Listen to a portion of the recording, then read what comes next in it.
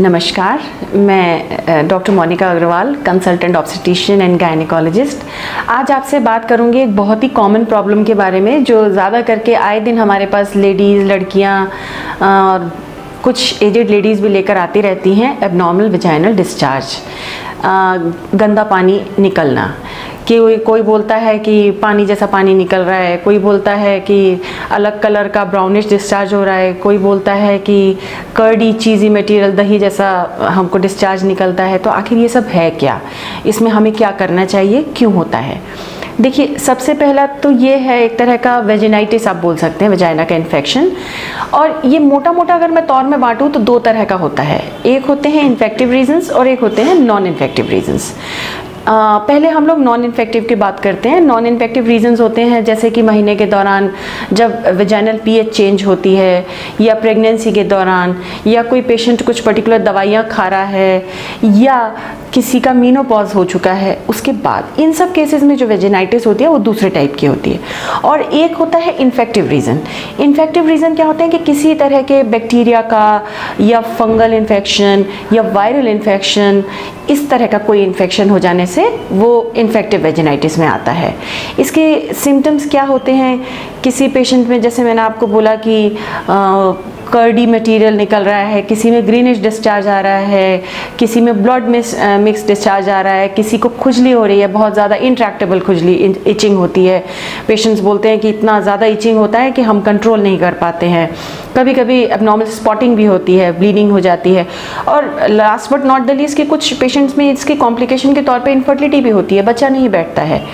तो in case में आपको क्या करना चाहिए और किन किन केसेस में ये होता है जिससे आप बच सकते हैं? सबसे पहली चीज़ तो जो आपको ध्यान रखनी है कि वेजाइना की सफाई आप सिर्फ निवाई गर्म पानी से करें। आप कोई भी साबुन, कोई भी एंटीसेप्टिक लोशन रोज़ इस्तेमाल ना करें, क्योंकि वेजाइना की एक अपनी पीएच होती है। कोई भी बाहरी चीज़ यूज़ करने से उसकी वो पीएच चेंज हो जाती है और उसके अंदर जो गुड बैक्टीरिया रहते हैं वो हट जाते हैं। जी, ऐसा नहीं होता कि सारे बैक्टीरिया बुरे होते हैं, कुछ गुड बैक्टीरिया भी होते हैं। जैसे हम लोग दही में बोलते हैं ना, अच्छे बैक्टीरिया होते हैं, ऐसे ही कुछ गुड बैक्टीरिया रहते हैं जो उसका पीएच मेंटेन करते हैं। तो इसलिए आप वहाँ पर कभी भी कोई बाहरी साबुन, परफ्यूम ये सब लगाने की कोशिश ना करें। अपने अंडरगारमेंट्स आप हमेशा कॉटन के लें। और डूशिंग कभी ना करें। डूशिंग मतलब फ्लो के साथ पानी या किसी चीज़ का उसके अंदर बहुत हार्श फ्लो देना। और जितना हो सके महीने के टाइम पर हाइजीन मेंटेन करें। आप हो सके तो 4 से 6 घंटे में आप अपना पैड चेंज करें। और जितना भी हो सके आप सफाई मेंटेन करें, यही इसका सबसे बड़ा एक पॉइंट होता है। और इन केस आपको कभी भी ऐसा एबनॉर्मल डिस्चार्ज हो रहा है, फिर भी ये सब चीज़ों के बाद भी, तो इमीडिएटली आप अपने गायनेकोलॉजिस्ट से कंसल्ट करें, क्योंकि इसके कॉम्प्लिकेशन के तौर पर ये कभी कभी इसके अंदर बच्चेदानी के अंदर में इन्फेक्शन होकर अंदर कई बार चिपकन हो जाती है, ट्यूब के अंदर चिपकन हो जाती है और इसको ट्रीट करना फिर मुश्किल हो जाता है बहुत देरी करने से। इसलिए जब भी आपको इन्फेक्शन हो तो तुरंत अपने गायनेकोलॉजिस्ट से कंसल्ट करें। कभी कभी कुछ ये देखा गया है कि फंगल इन्फेक्शन जो होता है वो ज़्यादा करके डायबिटिक पेशेंट्स में बहुत कॉमन होता है। डायबिटीज़ वाले पेशेंट्स अक्सर हमारे पास इचिंग की प्रॉब्लम लेके आती हैं। तो आप एक चीज़ याद रखिए कि डायबिटीज़ के जो पेशेंट्स होते हैं उनके ज़्यादा करके अगर उनकी शुगर कंट्रोल नहीं है तो उनके यूरिन में शुगर पास हो रही है।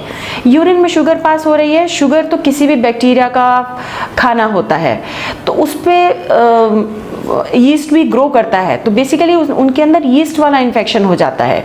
तो अगर वो सफाई मेंटेन नहीं करेंगे और अगर वो अपनी शुगर कंट्रोल में नहीं रखेंगे तो चाहे वो जितनी भी दवाई खाएं उनको बार बार ये फंगल इन्फेक्शन होते रहेगा।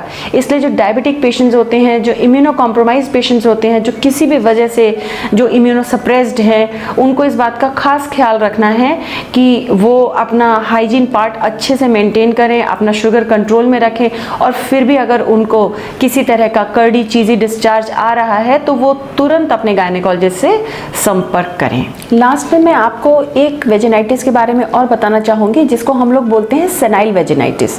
ये होती है बेसिकली उन लेडीज़ में जिनका मीनोपॉज हो चुका है।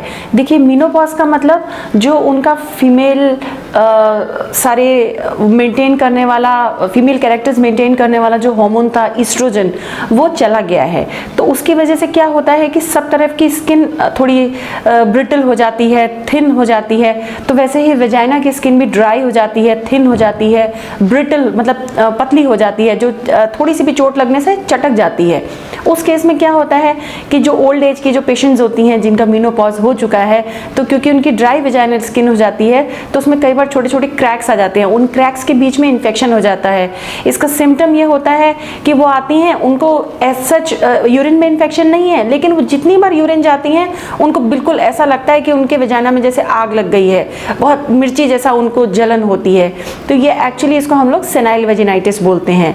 इस केस में भी उनको डॉक्टर को दिखाना पड़ेगा और उनको लोकल लगाने वाली कुछ हार्मोन क्रीम्स दी जाती हैं जिसका उनको रेगुलर इस्तेमाल करने से ये काफ़ी हद तक ठीक हो जाती है। तो इसमें घबराएं नहीं, सिर्फ अपने डॉक्टर से कंसल्ट करें और इसका उचित इलाज लें। Thank you.